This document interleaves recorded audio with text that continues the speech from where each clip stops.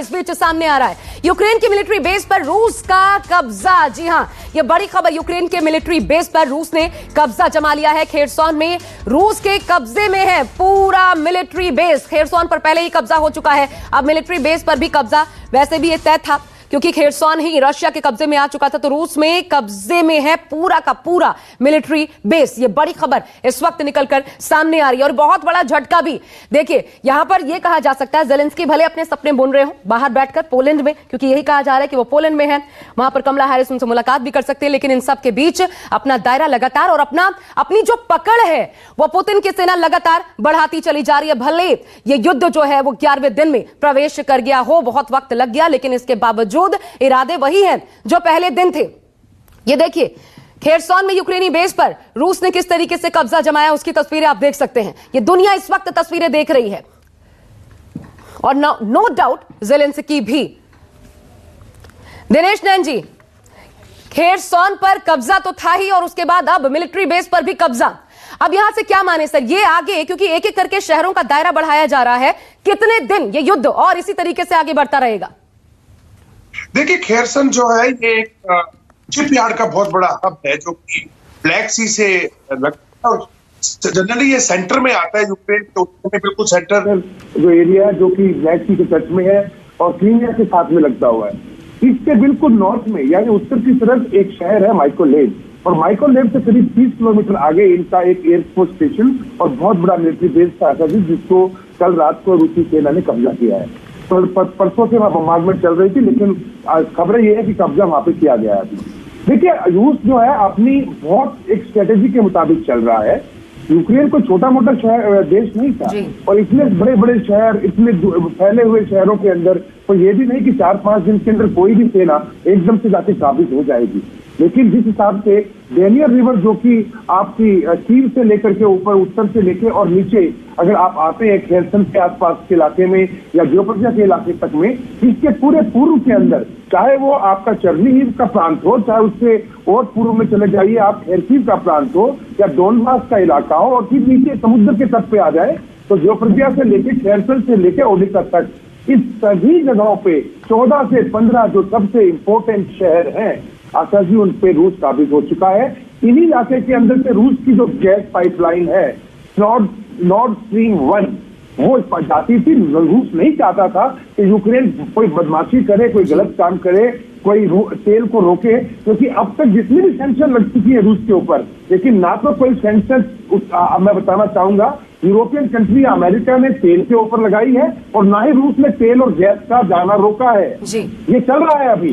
तो इस सब के मद्देनजर जो कीव के ऊपर अभी तक इन्होंने अटैक नहीं किया है, उसका बिल्कुल एम ये है या ये जाहिर करना चाह रहा है रूस कि देखिए हम यहाँ पे काबिज होने नहीं आए हैं। दे आर शोइंग कि वो यहाँ पे सिर्फ एक तरीके से पीस कीपिंग फोर्स के रूप में आए हैं, और अगर वो कीव पे काबिज हो जाते हैं तो उसका मैसेज शायद अलग चला जाएगा। टाइम आने पे कीव को कैप्चर करके, और शायद जो विक्टर यानुकोविच थोड़े दिन पहले बेलारूस में देखे गए 3 दिन पहले, जो कि 2010 से 2014 तक ये यूक्रेन के राष्ट्रपति रहे और रूस के साथ में समर्थन था उनका, शायद उनको वहां बिठा दिया जाए। बिल्कुल, स्ट्रैटेजिकली जो महत्वपूर्ण शहर है, इलाके, वहां पर कब्जा ये रशिया का देखने को मिल रहा है। एक और बड़ी खबर इस बीच, रूसी स्ट्राइक से फिर दहल उठा है खार्किव। ये बड़ी खबर सामने आ रही है। खार्किव में देखिए, रिहायशी इलाकों को रूस ने अपना टारगेट बनाया। खार्किव में रूसी रॉकेट से दागे गए हैं और रॉकेट हमले में बड़ा नुकसान खार्किव में पहुंचा है। ये देखिए, तस्वीरें भी सामने आई हैं। रिहायशी इलाकों को अब निशाना बनाया जा रहा है। ये इमारतें देखिए किस तरीके से धू-धू कर जल उठी, यहां रॉकेट दागे गए, रूस की भारी बमबारी देखने को मिली खार्किव में। अच्छी बात यह है भारत के लिहाज से कि खार्किव से सभी भारतीयों को निकाला जा चुका है। यह बड़ी बात आपको बता दें, खार्किव में अब कोई भारतीय नहीं बचा है। यह स्टेटमेंट भी एमईए की तरफ से जारी किया जा चुका है। कर्ण खब सर, लेकिन अभी भी खार्किव एक तरीके से कब्जे में ही है रशिया के, लेकिन फिर भी अगर रिहायशी इलाकों को निशाना बनाया जा रहा है तो क्यों? क्या इसका क्या मकसद हो सकता है इस नुकसान पहुंचाए जाने का? देखिए, बहुत कई बार वार्निंग दिए जा चुके हैं और सिग्नल इस बारे में। हालांकि रूस हमेशा इस बात से इनकार करेगा कि सिविलियन रिहायशी इलाकों को वो टारगेट कर रहा है, ये स्वयं स्वीकार नहीं करेगा, लेकिन कर जरूर रहा होगा। ये सबूत सामने है, तस्वीरें हैं सर सामने।